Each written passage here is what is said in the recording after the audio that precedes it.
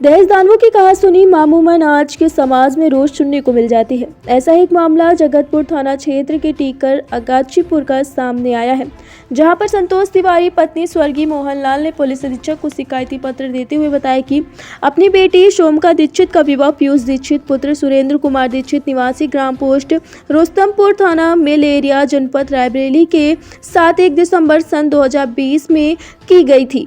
शादी के बाद से पीड़िता की बेटी को दहेज में 2 लाख नकद व 2 तोले की चेन के लिए पति पीयूष दीक्षित, ससुर सुरेंद्र कुमार दीक्षित, सास किरण दीक्षित, देवर मधुर दीक्षित द्वारा मेरी बेटी को मानसिक रूप से आए दिन प्रताड़ित करते रहते थे। बेटी शोमिका दीक्षित को परेशान देखकर शोमिका दीक्षित के पिता मोहनलाल तिवारी को दहेज न दे पाने के कारण सोच-सोचकर सदमे में भी उनकी मौत हो गई।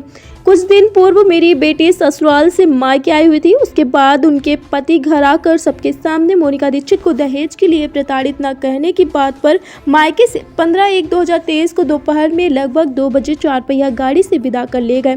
इसके साथ मेरे जेठ की लड़की, जिसकी आचार्य द्विवेदी नगर में शादी हुई थी, वह भी गाड़ी में आचार्य द्विवेदी नगर तक साथ में आई। उसके बाद पीयूष दीक्षित शोमिका दीक्षित को लेकर घर से निकले। लगभग आधे घंटे बाद फोन पर बताते हैं कि शोमिका दीक्षित अचानक सिविल लाइन चौराहे से गायब हो गई है। फिर हम लोग सिविल लाइन चौराहा पहुंचते हैं। पीयूष दीक्षित एक वकील के साथ थाना कोतवाली नगर रायबरेली में फर्जी मनगढ़ंत कहानी रचकर मेरी बेटी को गायब करवा दिया। परिजनों को आशंका है कि कहीं कोई अनहोनी न हो गई हो, जिससे आहत होकर पीड़िता पुलिस अधीक्षक कार्यालय पहुंचकर न्याय की गुहार लगाई है।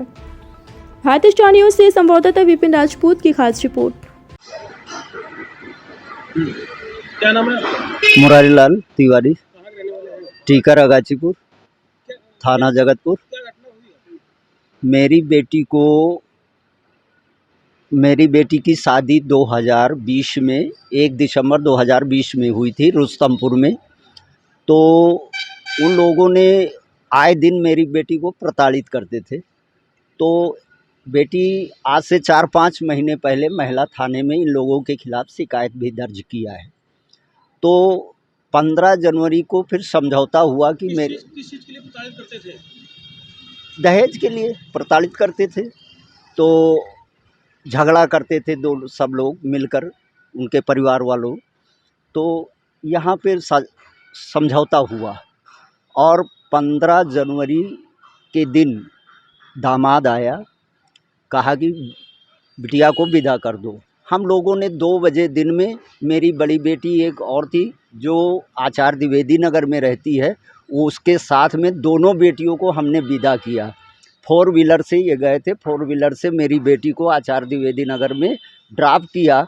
उसके बाद ये अपने घर के लिए रवाना हो गए और आधे घंटे मतलब 5 बजे के बाद मुझे फ़ोन करके सूचित करते हैं कि बड़े पापा आपकी बेटी कहीं गायब हो गई है। तो हमने कहा ढूंढो, देखो कहाँ है। तो उसके बाद अब कोई आज 4 दिन हो गया है, कोई मेरी बेटी का पता नहीं चल रहा है। तो मैं आज यहाँ ऑफिस आकर, एसपी ऑफिस आकर गुहार लगा रहा हूँ कि मेरी बेटी को न्याय दिया जाए, ढूंढा जाए। क्या लगता है आपकी बेटी के साथ क्या हुआ है? अब इसका तो हमें कोई अंदाज़ा नहीं कि हत्या भी कर सकते हैं, कुछ भी कर सकते हैं। क्या हुआ है अब ये तो हम नहीं जान सकते, क्या उसके साथ क्या घटना घट गई।